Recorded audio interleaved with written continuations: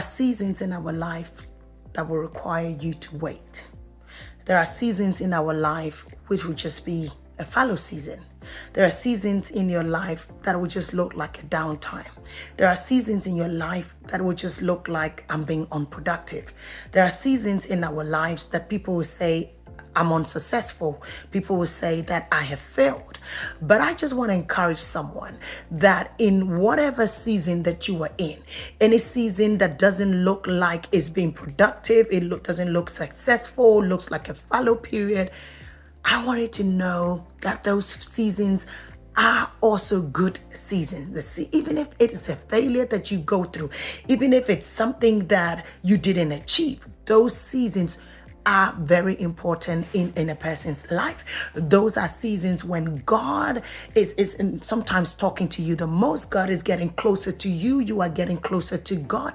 I've noticed that seasons in my life when it looks like nothing is happening, those are the seasons that I shift into prayer deeper. Those are the seasons that I try to wait on God. Those are the seasons that I get to understand the wisdom of God. Those are the seasons that I travail. Those are the seasons that I draw closer to God. Those are the seasons that I try to figure out what God is doing. Those are the seasons when I seem to have fallen flat on my face, or the things are not happening the way I want. In my mind, I didn't plan for it. In my timing, it wasn't planned. In my timing, it looks like I have failed. In my timing, in the eyes of men, it looks like it is unproductive. It is unsuccessful. But in those seasons, God is ministering to us. In those seasons, God wants us to learn certain lessons. In those seasons, God is talking to us. In those seasons, God is with us. He's teaching us stuff.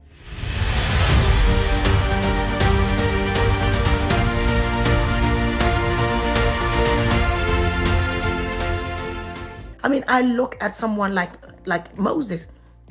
He went into the wilderness for 40 years. For 40 years. We don't have much of an account of him apart from going into the wilderness and meeting, marrying this lady whose father is Jethro. And then he was helping Jethro to look after his sheep. And that's what he was doing for 40 years. If we want to look at it in the context of the world, it looked like it was a season of nothing. It looked like it was a season of failure, because this is a young man that has left the palace and now he's in the wilderness. And so looking at it, judging it from the world's perspective, it will look like it was a useless season. But guess what? It is through that same wilderness that God was going to use him to bring the children of Israel out. And it needed someone who was expert in the wilderness, who knew how to navigate the terrain, who knew how to be able to stand when things were getting difficult and impossible. And God, so it looked like it was a season of nothingness. It looks like it was a season of obscurity. It looked like it was a season that was unsuccessful. But God knows what he was doing in that season. And at the appropriate time, God came to him and spoke to him in that very wilderness and said, now I need you to go and get my people. So anyone that is going through a season of quietness, a season of stillness, a season of fallow, a season of what the world calls a failure. I don't think any season is a failure. A season of quietness, a season of looking unproductive. I just want you to hold your peace and continue to wait with God and continue to allow God to do what he is doing, because God knows us best and knows what he's doing. In those seasons, God's hands are still in it. In those seasons, God is there with you. He says, I will never leave nor forsake you.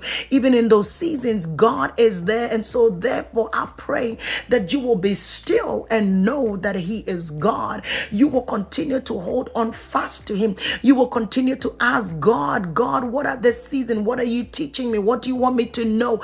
Because it is not wasted. We had the boy Jesus, the last time we hear about him was when he was about 12. We don't hear anything else about him until he is 30.